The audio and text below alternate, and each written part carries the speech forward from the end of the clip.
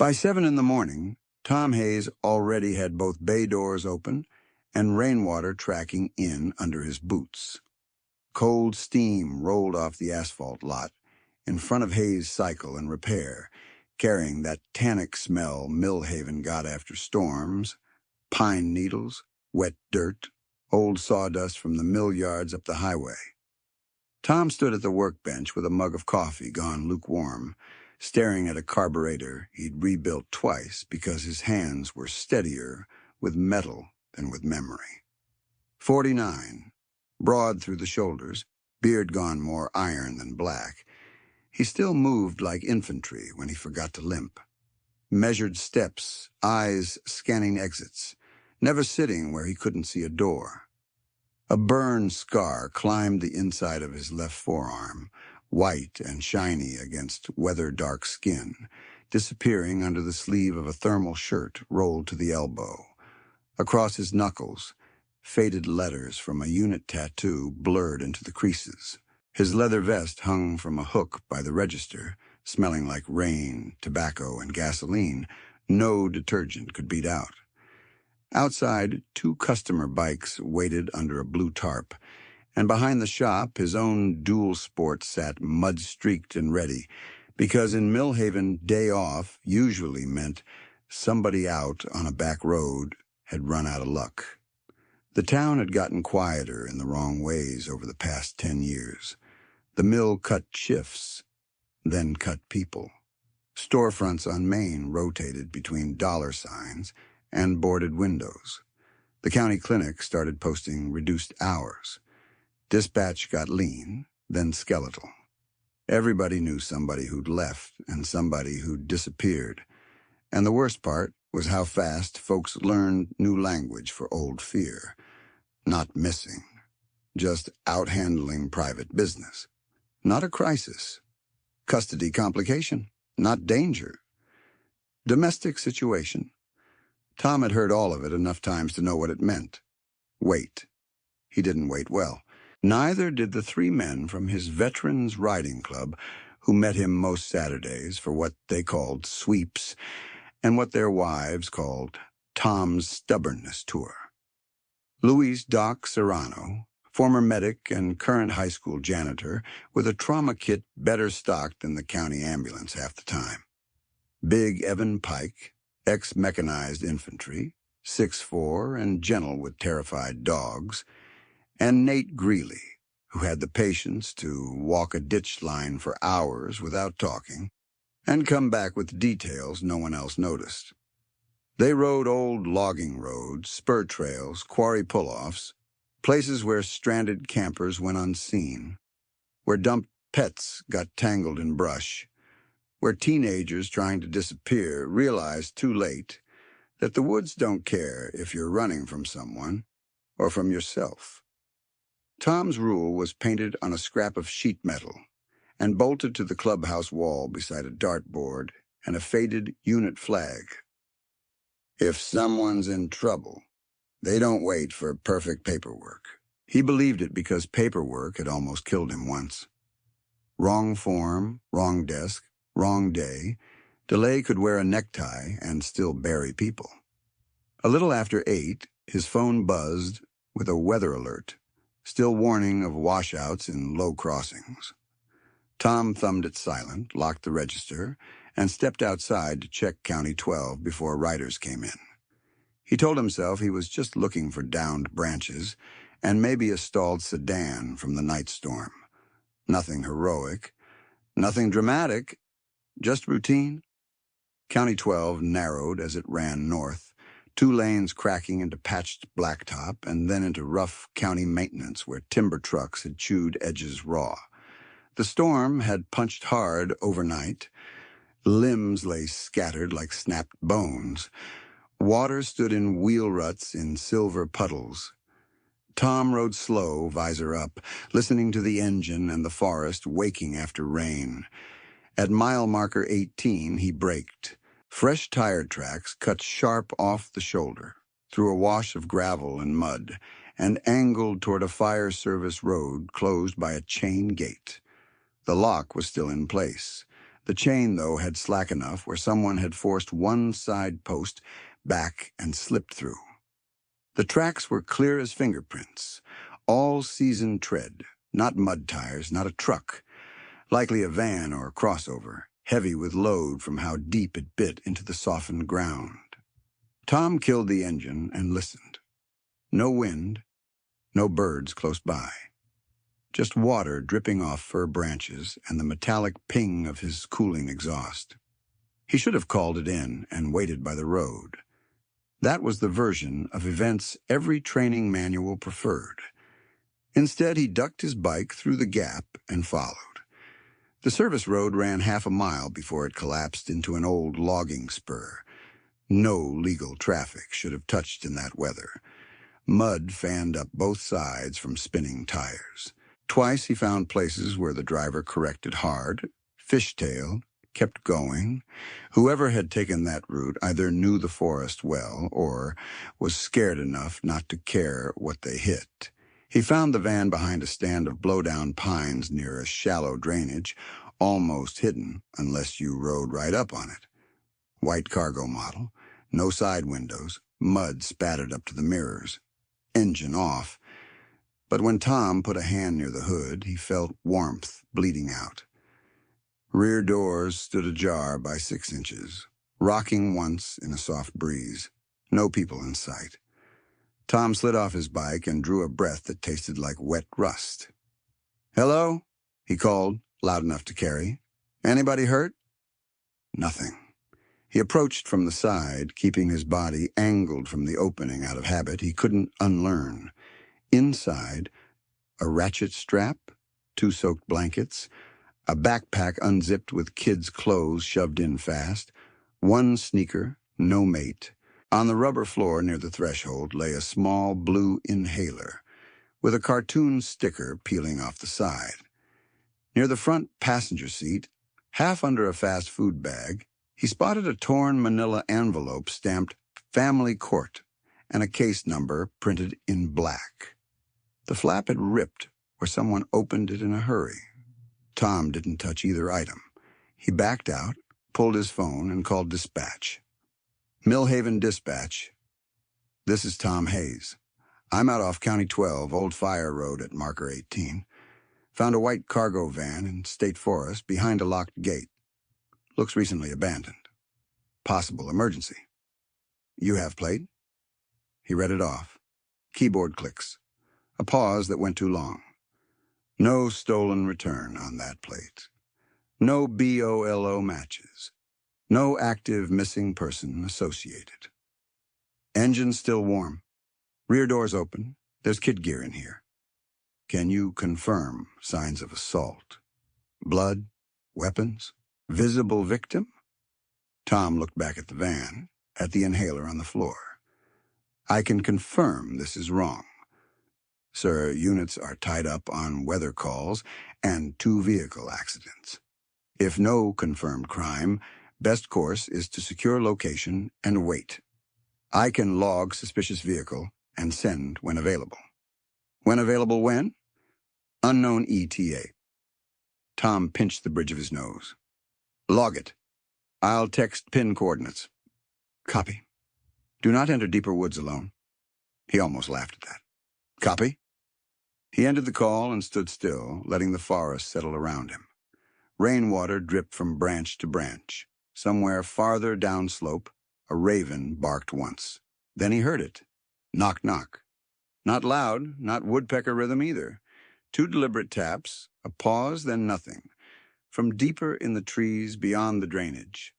Tom turned his head, listening harder. A minute passed.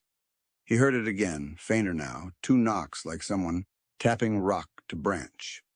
Whoever left that van hadn't walked out to a road. They were still in there. He called the club group thread with 1 line. "Need road lock at County 12 Fire Gate. Now." Louise answered first with a thumbs up and an ETA. Evan sent, "On way." Nate, 14 minutes. Tom sent dispatch a second update. Possible persons in woods, auditory contact, and got back a clipped acknowledgement and the same refrain. No unit immediately available. By the time the first bike engine announced Luis coming up the spur, mist had started rising from the low ground, and the edges of the tire marks were already softening under a fresh spit of rain. Luis killed his bike, flipped his visor, and took one look at Tom's face. Not a breakdown. Not even close. Tom pointed to the van and kept his voice low. Kid inhaler, court papers, heard signal taps downslope. Luis swore under his breath. You call it? Twice? They're busy. They're always busy. Evan and Nate rolled in 2 minutes apart. Tom laid it out quick. Evan at the gate to keep anyone from driving in unseen. Luis at the van, document everything. Touch nothing unless life-threatening. Nate with Tom to pick up the trail while it existed. Nate crouched by the rear doors, studying mud the way some men studied maps. At least 2 sets from here, he said. Adult boots. Smaller prints, too. Headed east by the look. Rain'll kill it fast, Tom said. Then let's move. They pushed into the trees, following the depression where feet had slipped in wet duff. At first it was easy. Broken fern stems, scuffed bark at shoulder height, a place where someone had grabbed a sapling hard enough to strip leaves.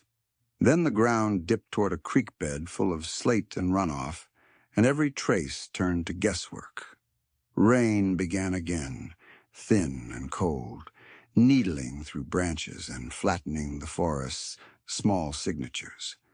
1/2 mile in, Tom caught a print in a patch of clay by a stump. Women's hiking shoe, small size, heel worn on the outside. Beside it, a narrower impression, child-sized, toe dragging slightly as if tired. He photographed both with timestamp and location marker. If this turned into argument later, he wanted facts before opinions. His phone buzzed with dispatch. A deputy was en route. No lights, no siren. When the deputy finally arrived at the gate 40 minutes later, Tom and Nate were back up at the van to reorient. Deputy Calhoun stepped out of a county cruiser with his hat brim low against rain, and the expression of a man already late to somewhere else. Hayes, he said, recognizing him. What have we got? Tom gave him the condensed version, including the Knox, tracks, inhaler, court envelope. Calhoun peered into the van without crossing the threshold. Could be a custody handoff gone sideways. People panic, do dumb stuff. Doesn't make it abduction. Kid with asthma and cold rain doesn't care what we label it. Calhoun shrugged.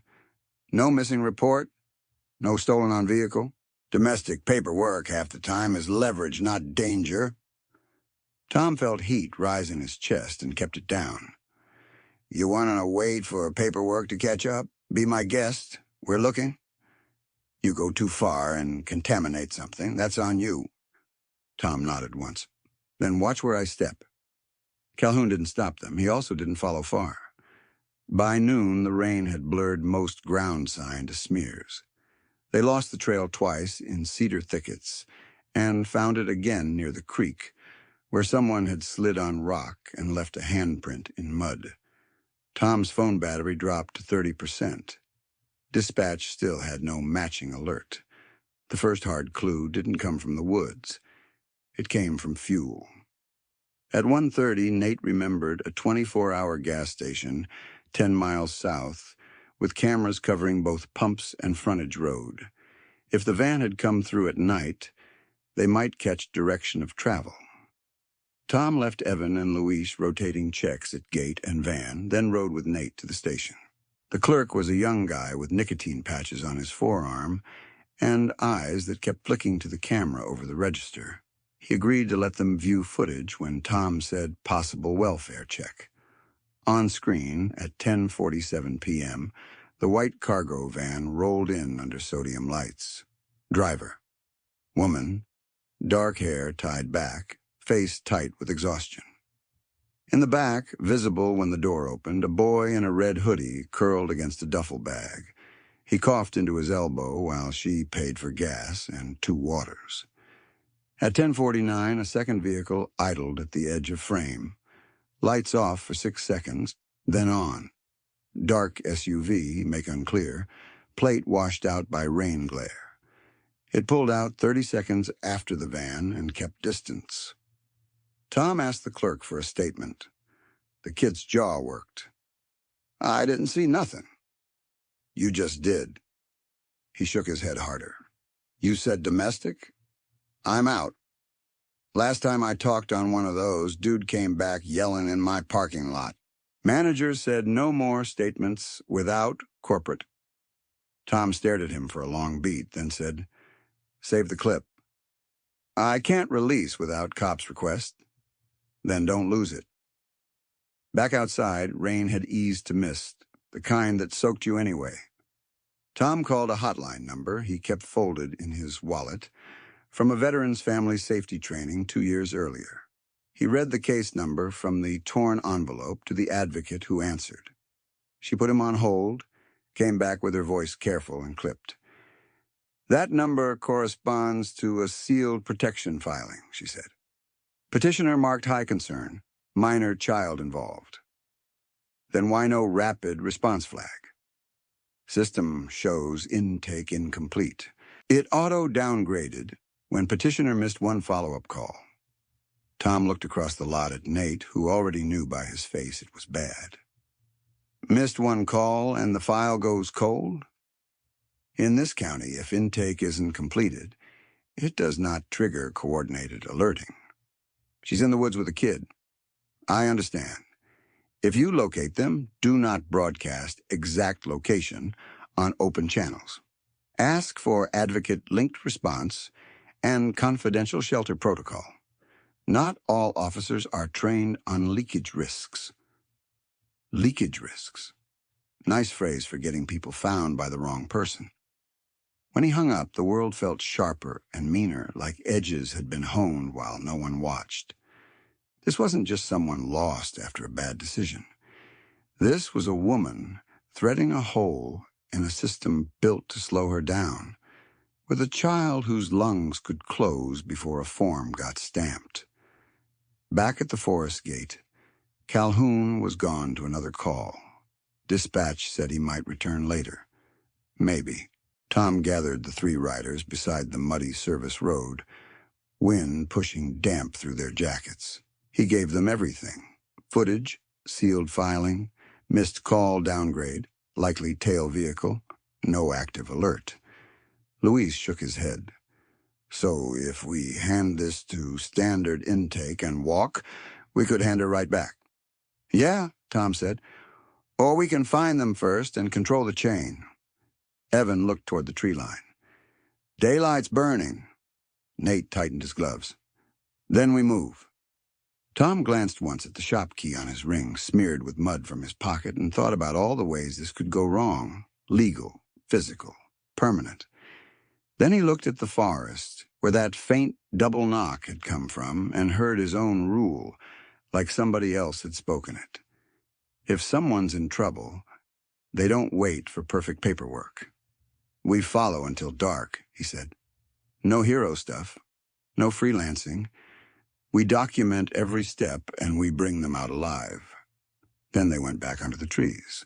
Pine boughs slapped at their shoulders as they dropped off the spur and into the denser stand east of the drainage. The ground had gone from mud to a slick mat of needles over clay, the kind that looked stable until a boot rolled and sent you down hard. Tom took point with Nate, half a step behind, both of them scanning at different heights. Tom for movement and terrain, Nate for sign.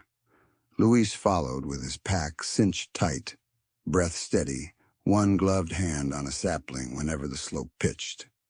Evan stayed back a few 100 yards, near the van at first, then leapfrogged to a midpoint where he could hold the line between road and search without losing bike access.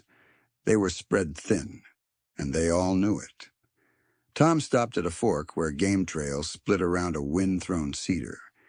He crouched, touched 2 fingers to the ground, then pointed with his chin. "Here," Nate said quietly. "See the drag?"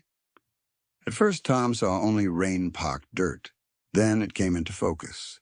A narrow scrape toe first, then another, child stride length, sliding on descent. Beside it, deeper adult prints, right foot turning inward as if compensating for weight or pain. Fresh enough that runoff hadn't fully softened the walls. Tom photographed, tagged location, and sent it to the group thread with one word: confirmed. No one answered with anything but icons. They didn't need chatter now. The trail bent toward a creek bed. That storm runoff had turned loud and fast, water pushing brown over stones and deadfall. If you wanted to disappear from anyone who didn't know how to track, this was where you did it. Move in water, break line of scent and print, come out where terrain forces slower pursuit. Nate paced the bank for 30 yards before he found where someone had exited. A heel bite in black mud, a snapped alder branch chest high, a thread of red caught on bark. He plucked the thread free and held it in his palm. Hoodie knit, child-sized. Tom looked at it too long, then nodded. Keep moving. They climbed out of the creek into second-growth fir and sword fern, so thick it swallowed shape and distance. Sound went strange in there. Rain tapping high canopy, water rushing somewhere left, branches creaking like footsteps that weren't footsteps. Twice Tom thought he saw movement, and twice it was only wind flexing brush. Then, faint and ahead, came that same signal. Knock, knock. Nate froze. Luis lifted his head. Knock, knock. Farther right this time. Not random, Tom said. Could be us getting played, Nate replied. Could be a kid doing what he was told. Tom waited for 3 seconds and adjusted course 10 degrees right, slow enough not to blunder, fast enough not to lose daylight. The knocks didn't come again. At 3:07 p.m., dispatch finally reached him with a crackling callback. Hayes, status? In active ground search. We have child print continuity and fabric transfer. Possible auditory signal. Any visual on victims? Negative visual. Copy. Be advised, supervisor recommendation is disengage and await SAR coordination. When's SAR rolling? Pending. Pending isn't a time. Understood, sir. That's the update. He ended the call before his temper did something stupid. 15 minutes later, his phone buzzed again, this time from Calhoun. You still in there? Tom texted back, yes. Calhoun. Don't go making promises you can't keep. If this is family court stuff, you can make it worse. Tom stared at the screen, thumb hovering. Then he typed, kid needs inhaler. That worse enough? No reply came. They pushed another quarter-mile and hit a cut bank where old logging ruts had become a chute of slick clay. Nate slid halfway down, caught himself with both hands, and hissed as his palms skinned through glove leather. Tom anchored him by the jacket and eased him to flatter ground. At the bottom, they found a place where someone had tried to obscure tracks with a pine bough dragged backward. Smart, but rushed. The bough had left its own pattern, fan marks and stem pokes, too regular to be natural scatter. Whoever's with the kid knows enough to hide, Nate said, or enough to believe they have to. They moved slower after that, every 10 steps a stop-listen-check rhythm. Tom could feel time compressing. The forest light had shifted from gray to that early dusk green that made depth judgment unreliable. Rain started up again in fine needles, not heavy, but relentless. When they paused at a mossed stump, Luis crouched to check his med bag and muttered, "We keep this pace another hour and we're extracting in dark." Tom glanced up through branches at the sky he couldn't really see. "We turn at legal light, -30. Luis nodded but didn't look convinced. None of them were. Evan's voice came through on the cheap FRS radio clipped to Tom's vest. broken by static. You copy? Go? Unknown SUV just crawled County 12 twice by gate. Dark color, no county markings. Didn't stop, no plate read. Tom's jaw tightened. Driver? Couldn't see through tint. Stay visible. Camera on. Don't engage. Copy. He clipped the radio back and met Nate's eyes. No one said the obvious out loud. If somebody else was searching, every minute mattered more. By 4 o'clock, the clean track turned ugly. The slope folded into a maze of shallow ravines and blowdown, each channel funneling water and debris so heavily that prints vanished within minutes. They found 2 possible routes and split for 10-minute probes with whistles set as safety check. Tom took left with Luis. Nate took right and circled back first, shaking his head. Nothing but elk and old boot sign, Nate said. Tom's route had yielded one maybe print that could have been a natural slump. Not enough. He hated losing line. It made his skin crawl. Old convoy memories of wrong turns and radio dead zones rising from places he kept locked down. Reset from last hard sign, he said. No guessing. They backtracked 30 yards uphill to the drag bow mark and reran the read from there like Nate had taught rookies years ago.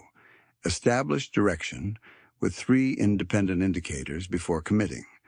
Broken fern lean, mud flick orientation, disturbed spider silk at knee height. Indicator 1 and 2 pointed southeast. Indicator 3 pointed nowhere useful. Then Luis whistled once, sharp and low. He was kneeling beside a log half-hollowed by rot. Under the lip, dry despite rain, sat a granola wrapper folded into a square and weighted with a pebble.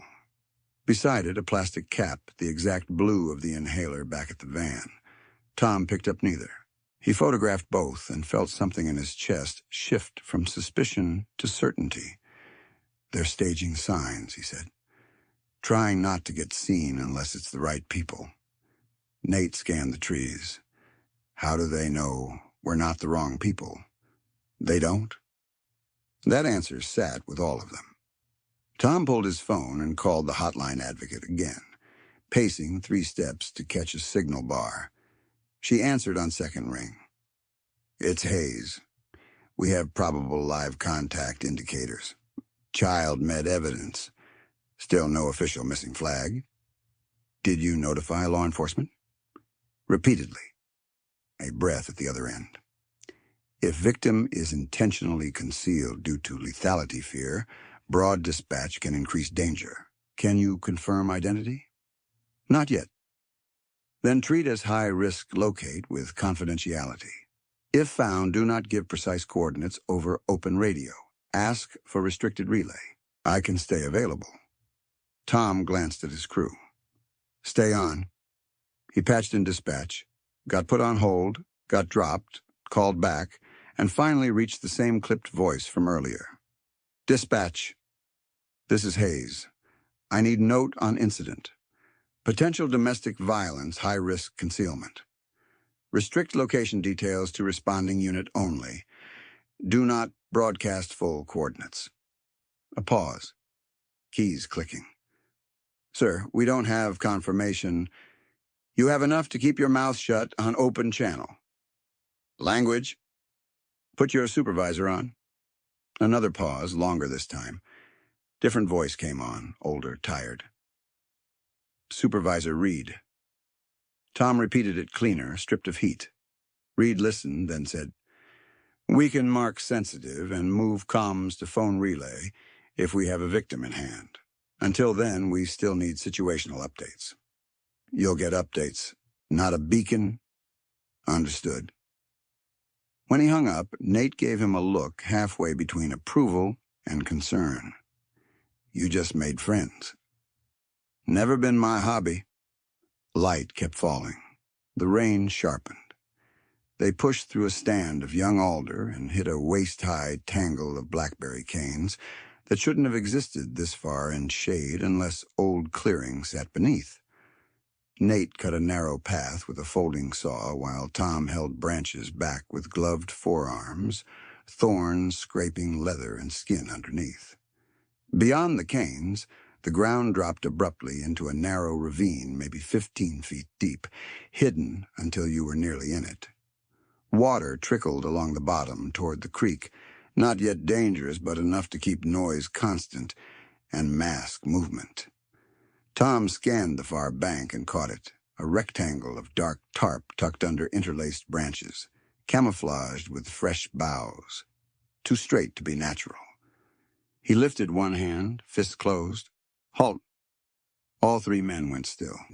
From the shelter came a rustle, then a child's cough, thin, dry, too frequent. Tom lowered himself to one knee at the ravine edge and spoke without shouting. "Hey, my name's Tom. We found the white van up by the fire road. We brought medical gear. We're not here to force you anywhere." No response, only the trickle of water and the cough.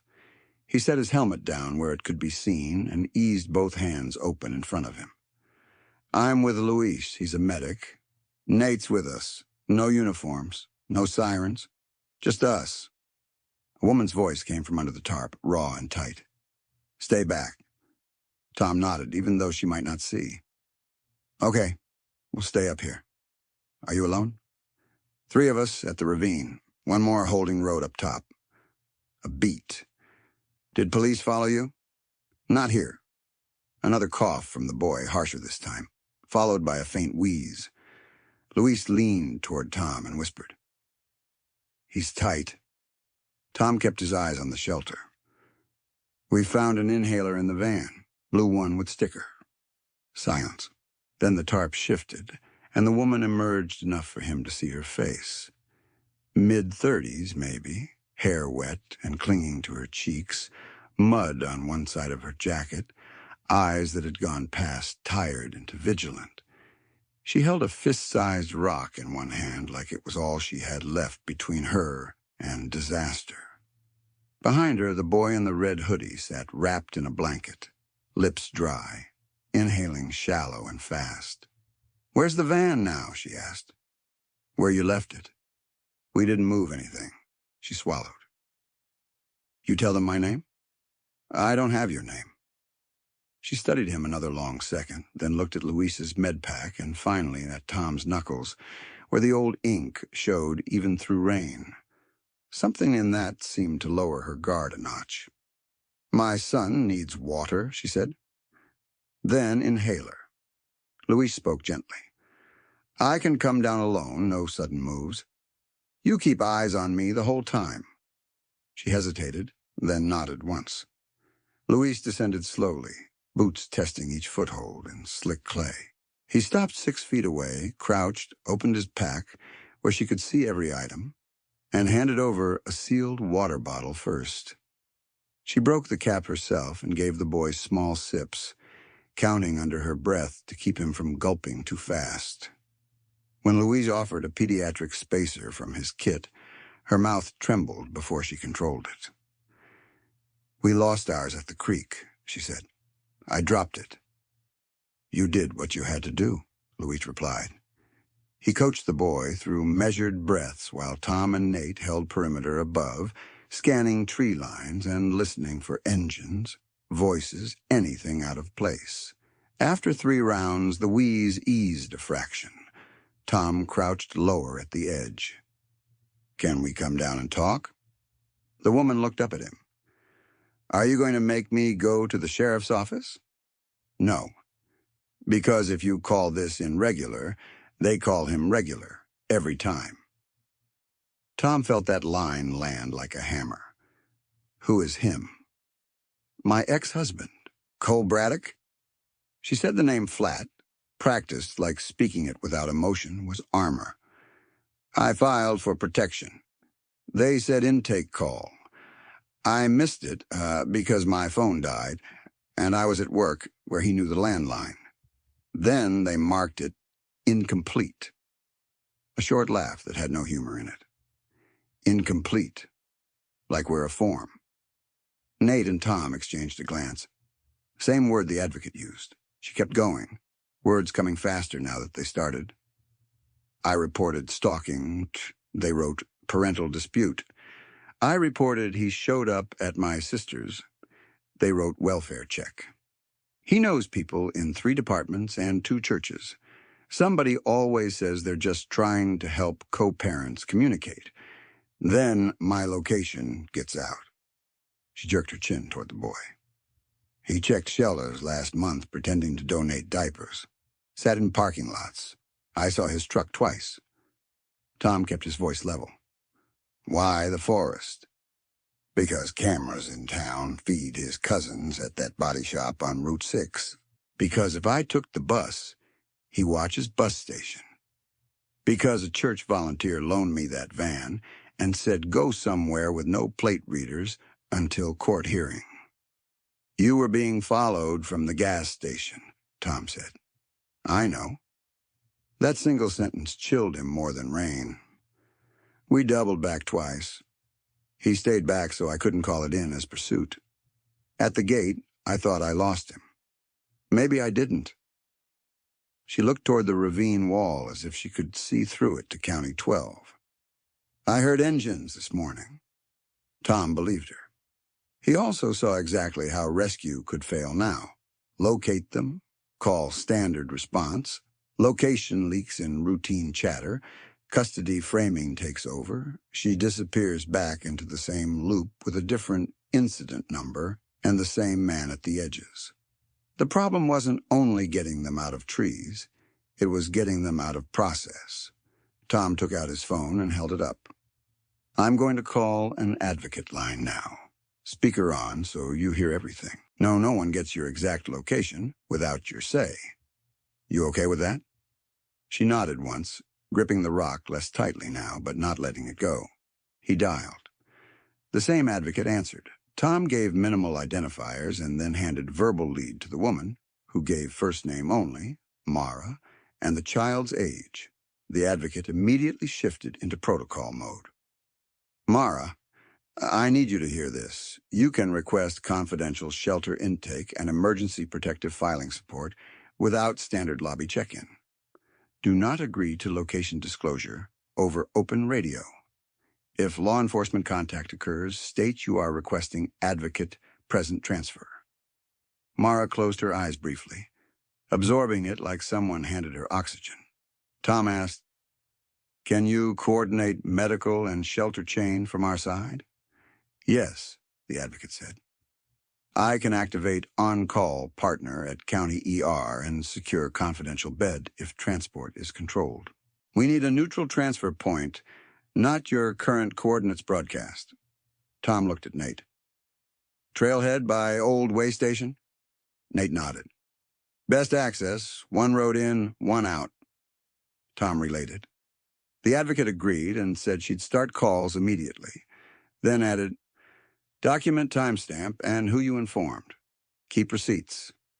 Tom almost smiled despite everything. Always. He ended the call and finally keyed dispatch again. Dispatch, Hayes. We have 2 live subjects, adult female and minor male, medical needs stable but active. Mark this high-risk confidential domestic. I am requesting phone-only relay to Supervisor Reed and advocate coordination at transfer point. The dispatcher started to ask for exact location. Tom cut in calm and hard. You get transfer point when we move, not before. A long pause then. Stand by. Tom slid the phone away and looked down into the ravine at Mara and her son, at the crude shelter they'd built out of branches and fear and whatever hope was left. Here's what happens, he said. We don't send you through the wrong door. We move controlled, with witness trail, medic first, advocate linked. You stay inside of us, and we stay in front of you. Mara nodded.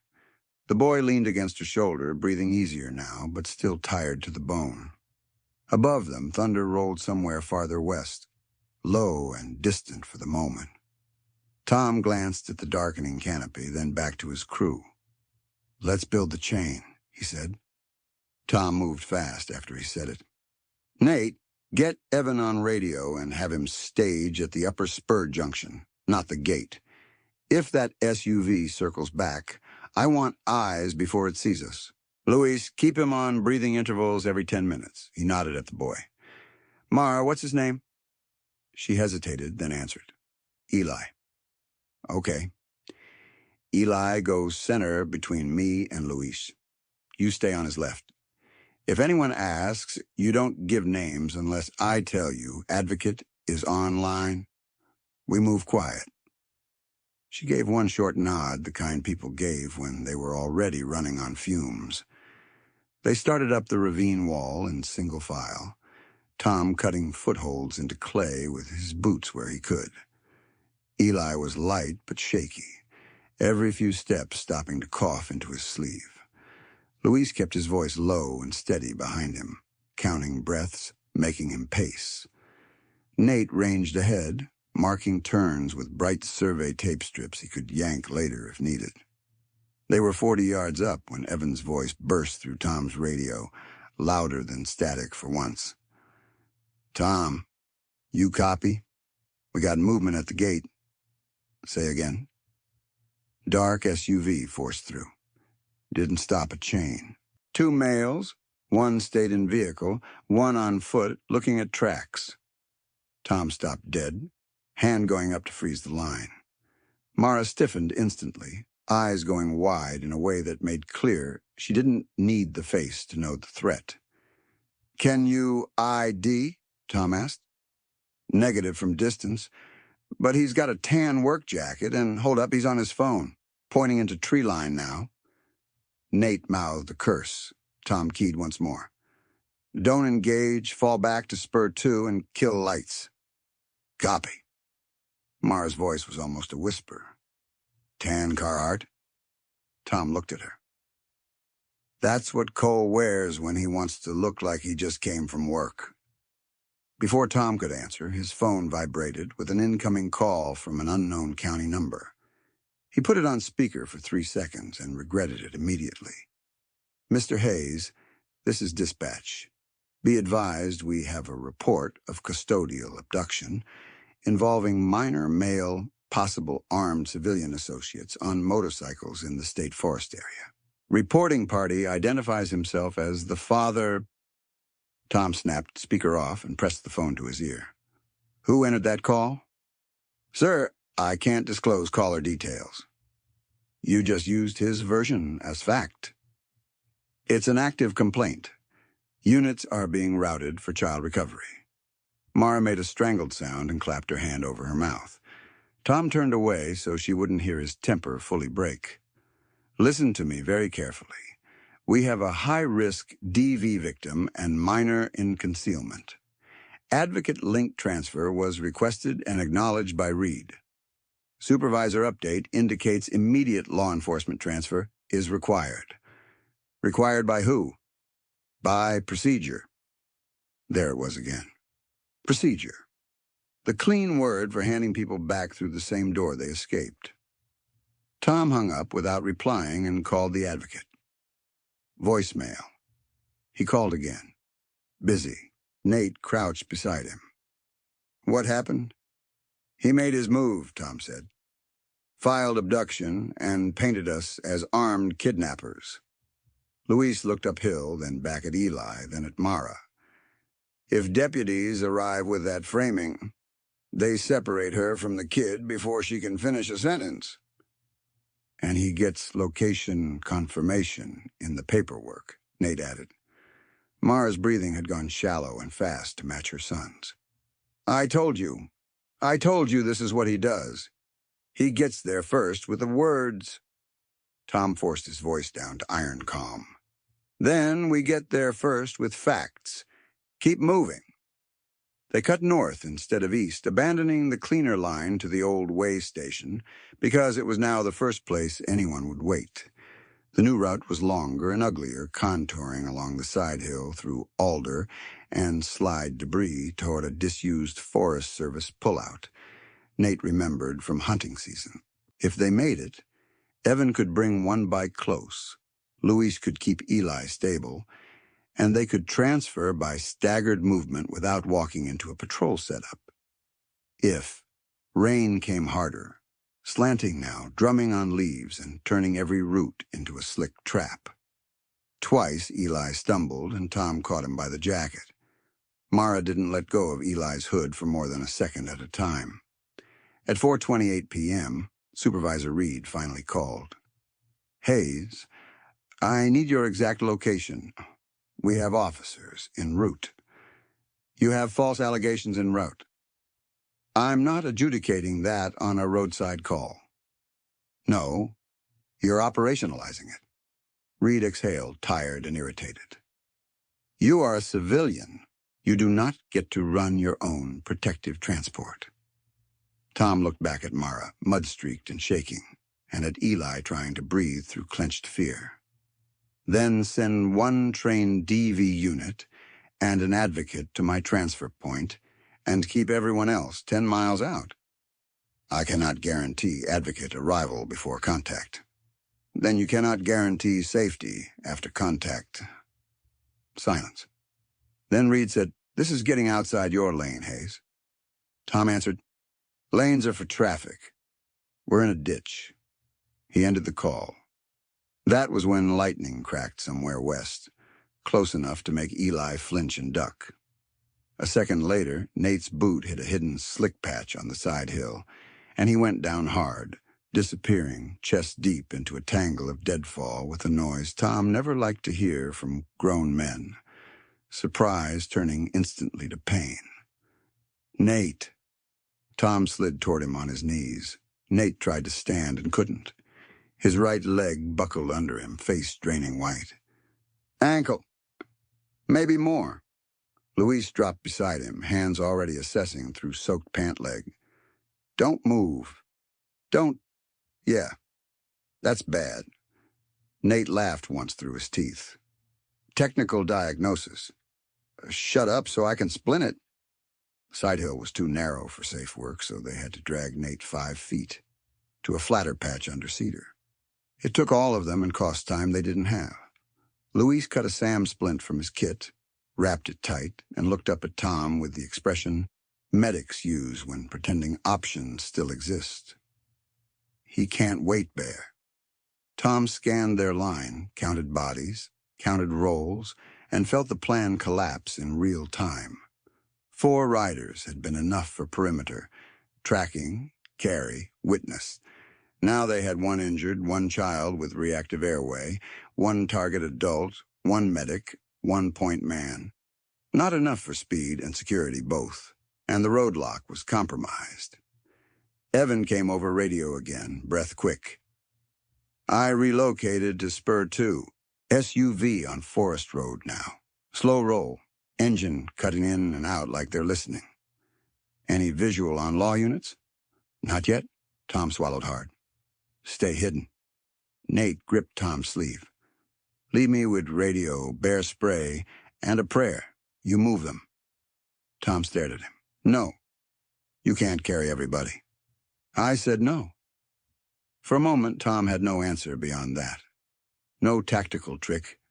No clean workaround. Just the old battlefield arithmetic.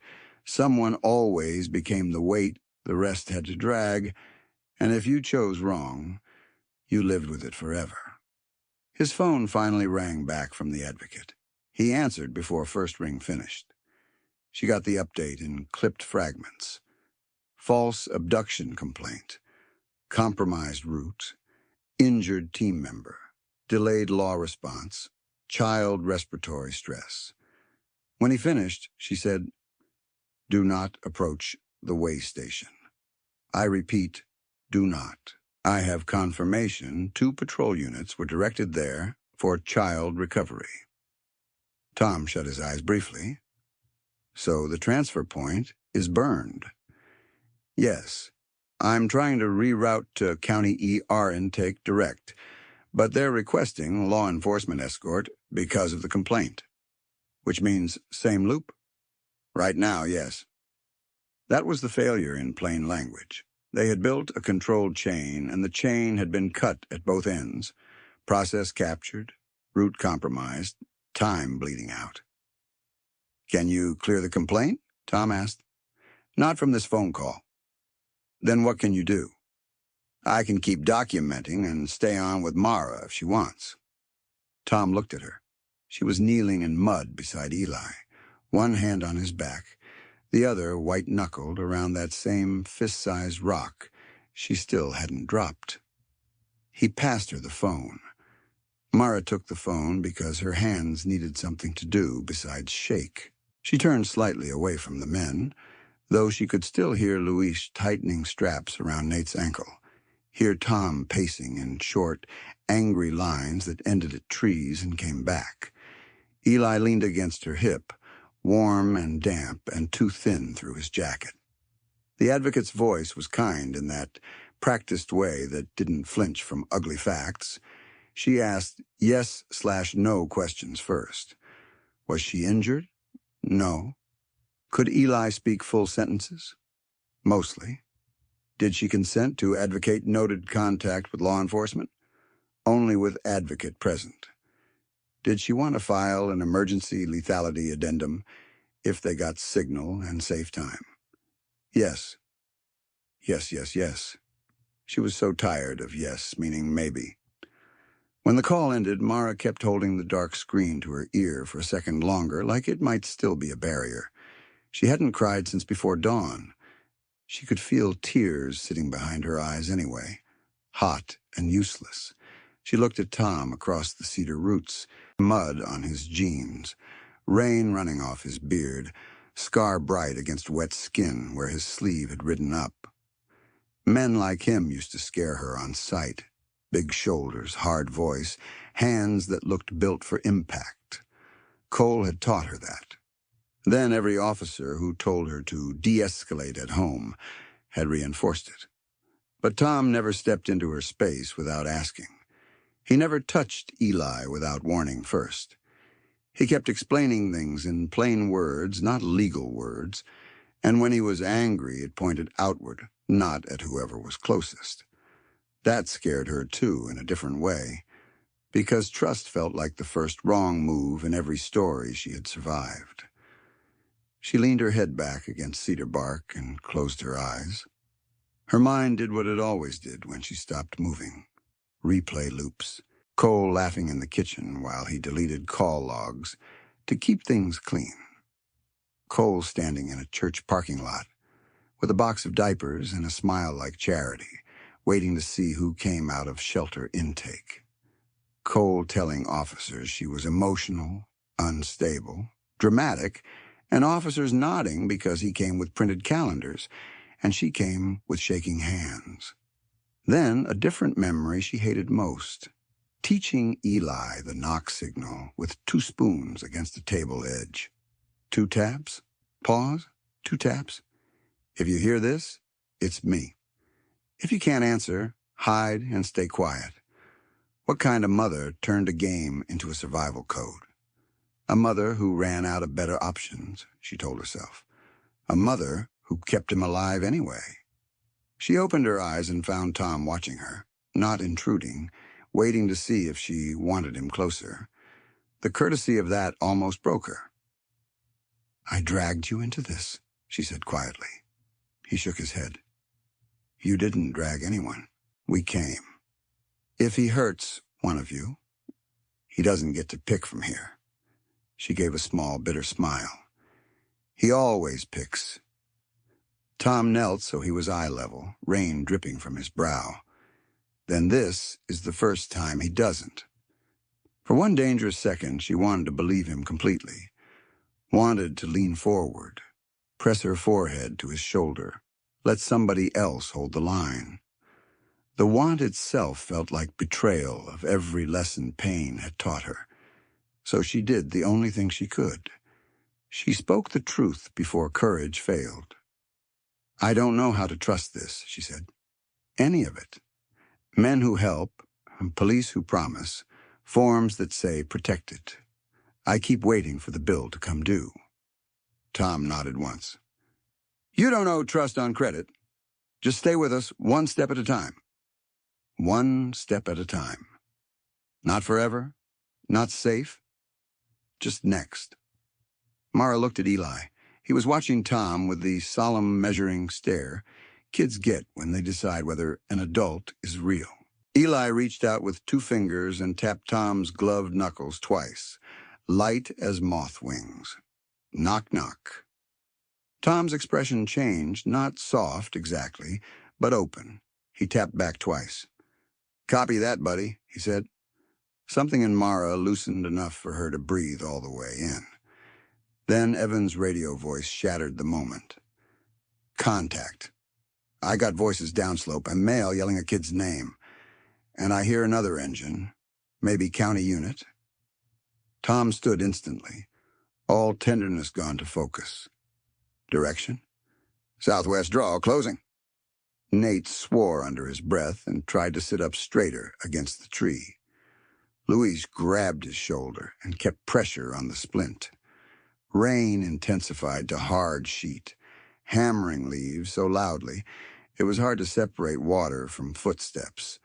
But now Mara heard it too, faint at first, then clearer between thunder, a man's voice carrying through trees. "Eli! Eli, it's Dad! Sheriff's here! You're not in trouble!" Eli flinched like he'd been struck. Mara's face drained white. "That's him." Tom keyed radio. "Evan, no contact. Stay concealed and keep feeding me position." "Too late for no contact," Evan hissed back. "He's got someone with him in a rain shell, maybe deputy. Can't tell in this light." Tom looked around, calculating impossible geometry. Downslope was threat. Upslope was narrow side hill with 1 injured man. East was the ravine they came from. Then his phone screamed a new alert. "Flash flood warning. Immediate for Mill Creek Basin and tributaries. Move to higher ground now." As if on cue, the trickle at the ravine bottom changed pitch, deeper, faster, no longer a trickle.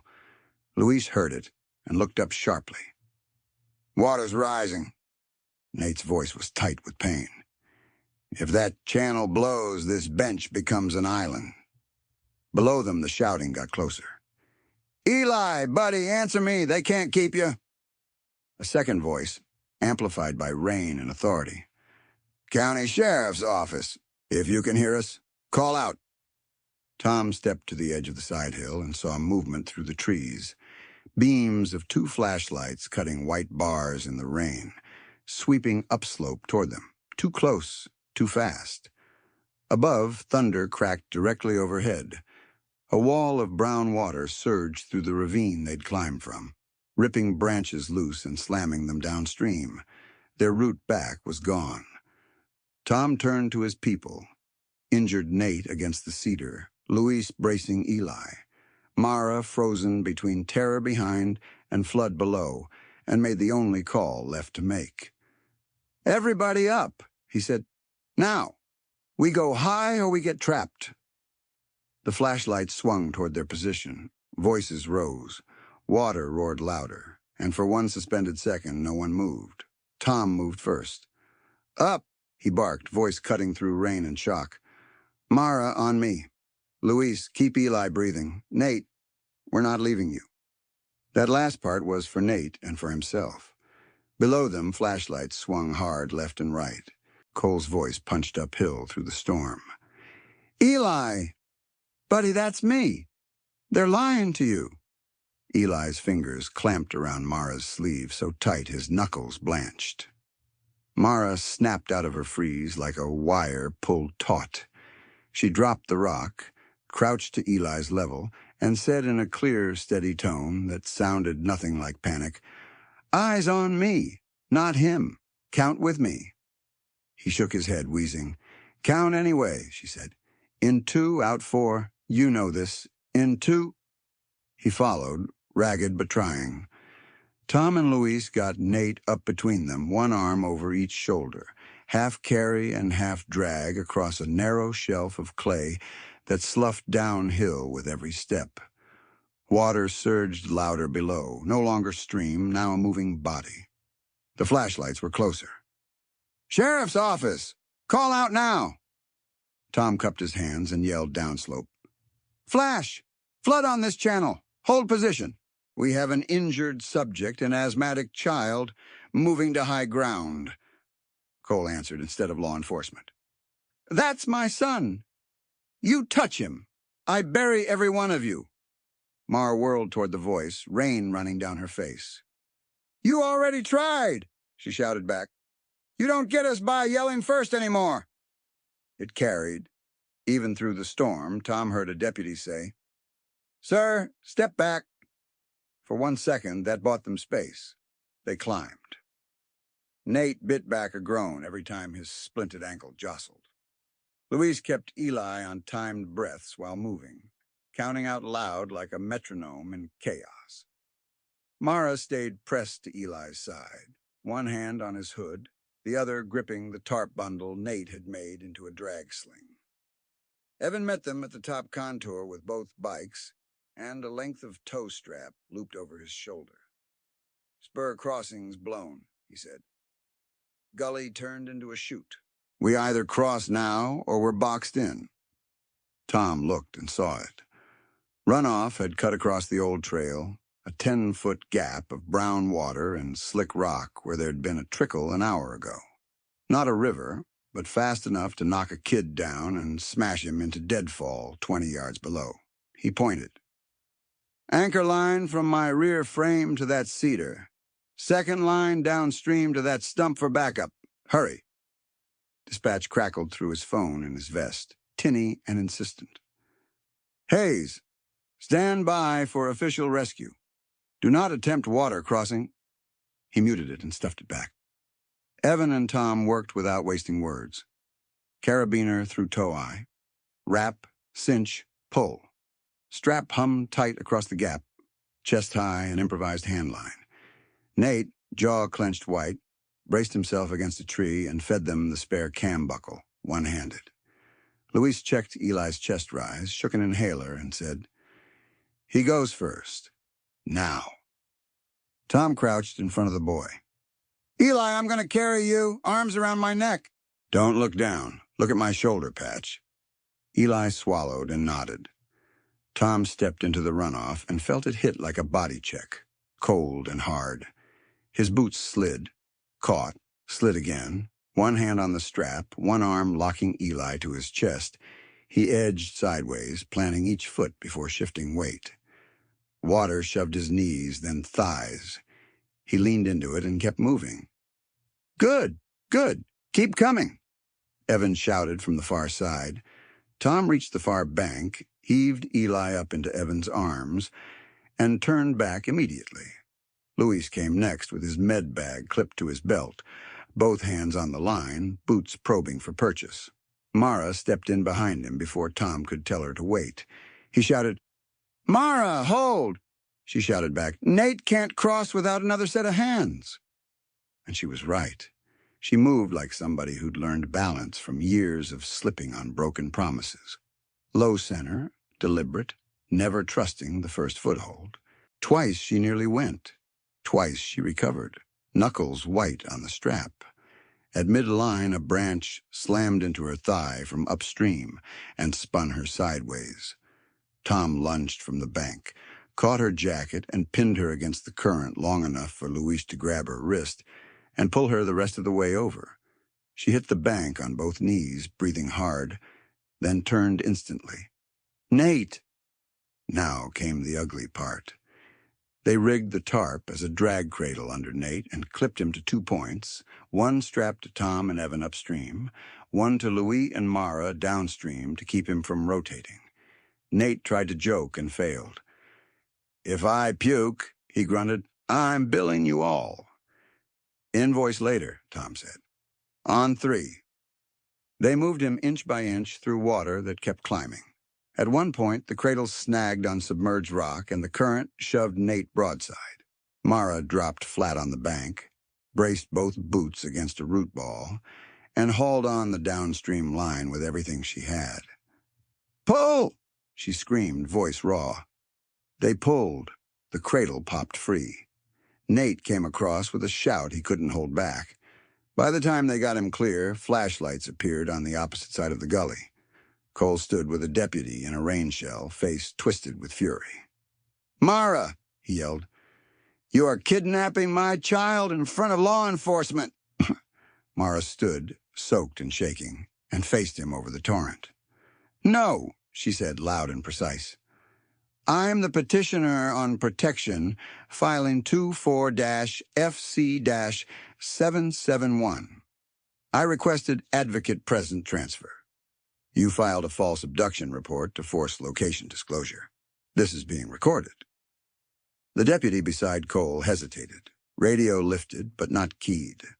Cole took one step toward the water, as if he might cross anyway, saw the current, and stopped. Tom met his stare across the gap and said, You're done steering this. Then he turned his back on him and moved his people upslope. They reached the old pullout just as daylight thinned to slate. A county patrol car sat angled across the entrance, light bar dark but engine running. Deputy Holland stepped out, one hand raised. Everybody stay where you are. Child comes with me first. Louise snapped. Child goes to ER first. Listen to his lungs. Holland ignored him and looked at Tom. Hayes, this is now an active custodial complaint. Hand over the minor. Tom planted himself between Holland and Eli. You have a respiratory kid, an injured adult, and a high-risk DV complainant requesting advocate protocol. We move medical first. Not your call.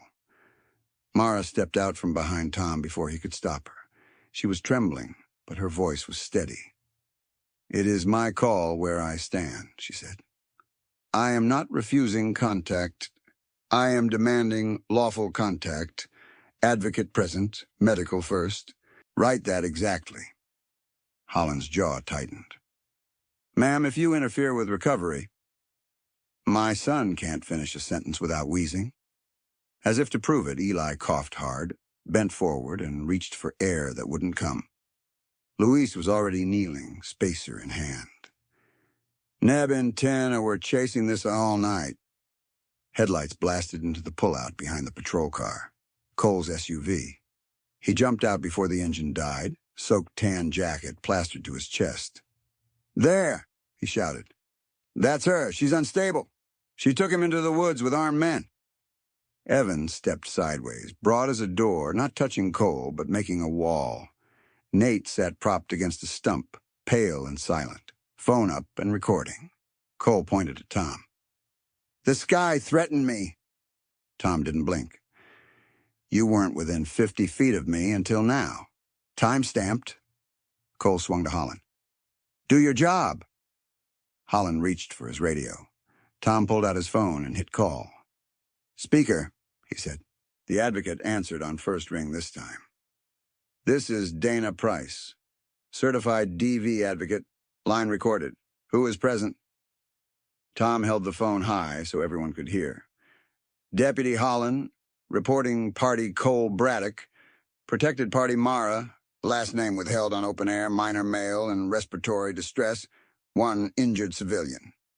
Dana's voice sharpened.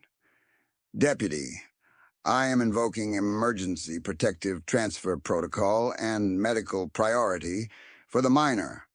Any separation interview before stabilization creates documented risk and liability. Holland looked cornered, angry at being cornered. I have a father here with custodial rights. Mara stepped closer, rain dripping from her chin, and held up her own phone screen with a photo of bruising dates and police report numbers. He has pending violence reports and stalking incidents recoded as parental conflict, she said. Case numbers are on this screen. Ask your supervisor why my sealed filing was marked incomplete after one missed call. Cole lunged a half-step toward her. You lying... Evan's arm shot out across Cole's chest like a gate. Stay back. Don't touch me. I didn't. Cole slapped Evan's arm away and reached past him, hand open, toward Eli. Tom caught Cole's wrist midair and shoved it down, controlled but hard. Don't, Tom said. For a second, it looked like Cole might swing. His face said he wanted to. Holland shouted, Enough! And grabbed Cole by the shoulder, spinning him back. 2 more county units rolled in then, tires spitting gravel. Supervisor Reed got out of the lead SUV, took in the scene in one sweep. The child on a medic's knee, Nate Splint, Mara's mud-streaked clothes, Cole straining against Holland's grip, 6 phones recording. "Everybody stopped talking," Reed said. No one did. Dana's voice came through the phone, louder now. "Supervisor Reed, this is Advocate Dana Price. Confirm you are prioritizing immediate medical transport and advocate present statement for Mara." Reed looked at Tom, at Mara, at Eli's chest heaving. "EMS is 10 out," he said. Luis barked, "He doesn't have 10. Reed made a decision that seemed to physically cost him. "Fine. Civilian transport to County ER with deputy escort. No separation en route. Holland, you ride behind. Braddock, you stay here." Cole exploded. "No, that is my son." Reed turned on him. "You filed a complaint. It is being evaluated. You interfere again, I charge obstruction."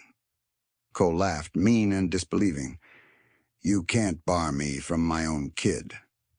Mara met his eyes. "Watch me." She took the phone from Tom, kept it on speaker, and said clearly, "Dana, I want emergency order filed tonight. Lethality addendum.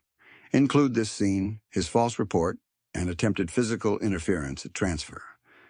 Dana answered, "Documented. I'm alerting on-call legal now." Cole's confidence cracked. Not gone, but cracked. For the first time, he looked less certain and more exposed, like bright light had hit a moldy wall. Reed pointed to a deputy. "Body cam copies and all civilian video uploads to evidence before shift end. Tag this as high-risk DV locate, not routine custody." Tom heard that and knew the center of gravity had shifted. Not because anyone became a hero all at once, because enough facts got pinned down where spin couldn't move them. County ER smelled like antiseptic, wet jackets, and burnt coffee from the waiting room machine. Eli went straight to respiratory with Louis beside him until staff took over. Nebulizer mist clouded around the boy's face while a nurse clipped a pulse ox to his finger and called out numbers that finally started trending in the right direction. Nate got wheeled to X-ray, muttering that he wanted hazard pay. "You got dental in this club, Tom?" "Only if you stop talking," Tom said. Mara sat in a small consult room wrapped in hospital fleece, hands around a paper cup she wasn't drinking. Dana, the advocate, arrived in person, gray blazer, soaked shoes, calm eyes, and opened a laptop on the table between them. "We can do this now while details are fresh," Dana said. "You control pace. We start with timeline." Mara looked at Tom in the doorway. He made to step back. She shook her head once, asking him to stay. So he stayed, silent, while she told it in clean lines. Dates, locations, missed intake call, shelter sightings, gas station tail, the forest, Cole's voice in the rain. Whenever her voice wavered, she stopped, breathed, and started again from the last fact. No dramatics, no apologies. Just truth with timestamps. Dana typed fast. "Lethality indicators. Escalating surveillance, system manipulation, pursuit post-separation, child leverage, location probing through third parties." Mara nodded. "Add that he impersonated concern to access shelters." "Done." A hospital social worker knocked and entered with a clipboard. "Confidential address program intake is ready if you want to sign now." Mara signed. Dana took a call, listened, then covered the phone and looked at Mara. "On-call judge will hear emergency order in 20 minutes by secure video. We can do it from this room." Mara's cup trembled in her hand. She set it down before it spilled. "Do it," she said. The hearing was brief and unglamorous. Grainy video, clerk voice, legal phrases that sounded too neat for what they contained. Cole wasn't present. He'd been notified and would be heard later. Dana presented the addendum, medical notes, and dispatch chronology. Mara answered the judge's questions directly, eyes level with the camera. When it ended, the clerk said, "Emergency protective order granted. Temporary no contact and distance restrictions, effective immediately. Child included." Mara exhaled a sound that might have been a laugh or a sob or both. Tom leaned against the wall and realized his hands were still shaking. Reed showed up an hour later in plain clothes, hat in hand, and asked to speak in the hallway. He looked tired in a way that had nothing to do with the weather. "We traced the van," he said. "Church outreach vehicle loaned informally. That's why no theft report hit. We're pulling call logs on the abduction complaint timing." Tom said nothing. Reed rubbed his face. "Your photos and timestamps filled holes we should have filled. I'm not thanking you for going rogue, Hayes." Tom met his eyes. "Didn't ask." Reed nodded once. "But I am updating coding policy and morning briefing. Domestic-related missing gets high-risk review before downgrade. No auto-kick on one missed intake callback. And we're locking location traffic tighter." "Keep receipts," Tom said. Reed gave him a dry half-smile. "Yeah, I heard that line." It was past midnight when Dana told Tom and the others that Mara and Eli had been accepted into a confidential shelter bed under protective transport. In the ambulance bay, rain had finally thinned to mist. Sodium lights painted everything amber. Eli, drowsy but breathing easier, sat buckled on a gurney and tapped 2 fingers against the rail when he saw Tom. "Knock, knock." Tom tapped back on the metal. "Copy." Mara came over, blanket around her shoulders, hair still damp. Her eyes were less wild now, more wrecked and somehow more present. "I need a minute," she said. Dana gave them distance without leaving earshot. Tom shoved his hands in his jacket pockets to keep from fidgeting. "You did good in there." "I did necessary." She looked at him, then away, then back again. "I keep thinking if you hadn't gone past that gate." "Don't." "I know. No debts." A tired smile ghosted across her face. "You said that with your face earlier." He huffed a quiet laugh. "My face has bad manners." They stood in the hum of idling engines and distant monitor beeps. Mara drew a breath. "I don't do this well. The trusting part. The wanting part." Tom waited. "When things got loud in the woods," she said, "I wasn't just scared of him finding us. I was scared of believing you and being wrong. That's been the pattern. Men promise protection, then hand me to process." He nodded slowly. "I know I can't ask you to skip that fear." She looked at him steadily now. "You didn't ask. That's why this is harder."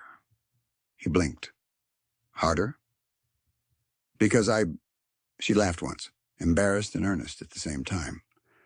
"Because I noticed you before tonight, okay? At the gas station, when you turned your bike around and checked the pumps like you were mapping exits. At the ravine when you told Eli what would happen before you touched him. People who want control don't narrate.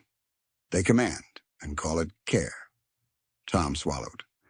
The burn scar on his forearm felt suddenly too visible in the fluorescent light. "Mara, I'm 49, stubborn, and I run on coffee and bad sleep. My idea of romance is remembering to bring extra gloves. That's not true. It's mostly true." She stepped closer, close enough he could see the tiny burst blood vessels at the edge of one iris, stress map of the day. "I'm not asking for sweeping promises," she said. "I'm asking if what I feel is one-sided." Tom's answer came without armor. "No, it's not one-sided." She closed her eyes briefly as if absorbing impact. He kept going because stopping now would be its own kind of cowardice. "I felt it in the ravine and tried to bury it under logistics because timing was a wreck and you were in danger, and I didn't want to be one more man taking up space in your choices. I don't want gratitude. I don't want dependency. I want, when you're safe and clear-headed and free to say no, I want the chance to know you in a life that isn't crisis. Mara's throat worked. That's the first offer I've had that sounds like oxygen. He gave a small, helpless smile. I got a lot of practice with bad air. She reached out, slow enough for refusal, and touched the scar on his forearm with 2 fingertips. Who taught you to keep moving like that? War. Mistakes. Friends who didn't come home. Paperwork that arrived late. He glanced toward Nate's Bay. And guys who still call me out when I get dumb. Good. She lowered her hand but didn't step back. Then hear mine. I choose this, in whatever shape it can be right now. Calls through Dana. No surprise visits, no pressure, but not nothing. Not nothing, Tom echoed. She nodded. And when this calms down, coffee, somewhere with exits you can map. I know a place with terrible pie. I love terrible pie. Dana approached then, gentle but firm. Transport's ready. Mara looked at Tom one last time before turning. Then she leaned in and kissed him, brief, deliberate, no performance, and rested her forehead against his for a beat. One step at a time, she whispered. One step, he said. She climbed into the transport beside Eli.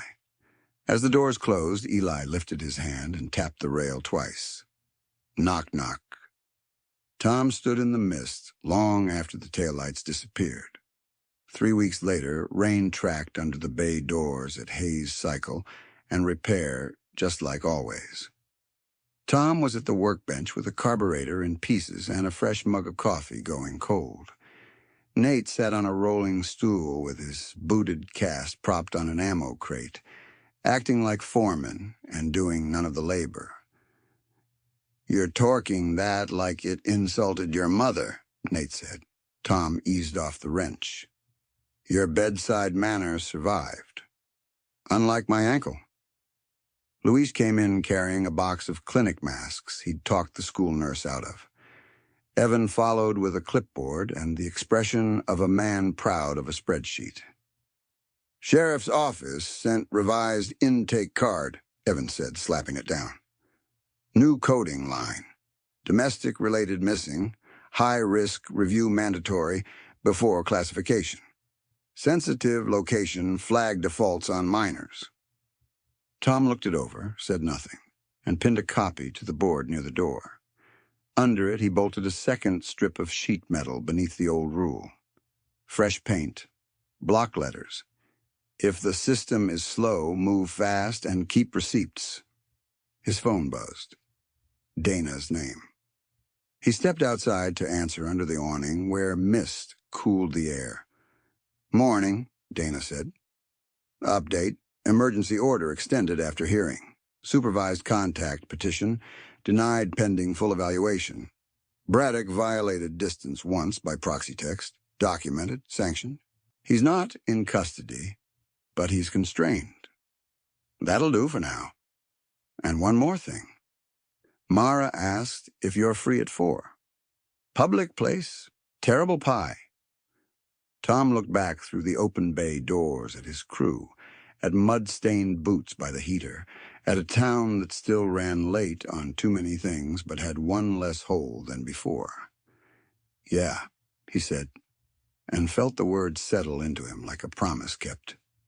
I'm free. That afternoon, rain tapered to silver threads over Main Street. Tom parked by the diner window where he could see both exits without trying.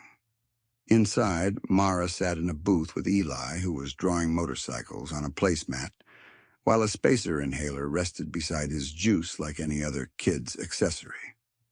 Mara looked up as Tom entered. No fear flinch this time, just recognition, and room for what came next. Eli grinned and tapped the table twice. Knock, knock. Tom slid into the booth, tapped back and reached for the menu while Mara's hand found his under the table, steady and warm. Outside, water ran down the curb, and this time nobody was hiding in it.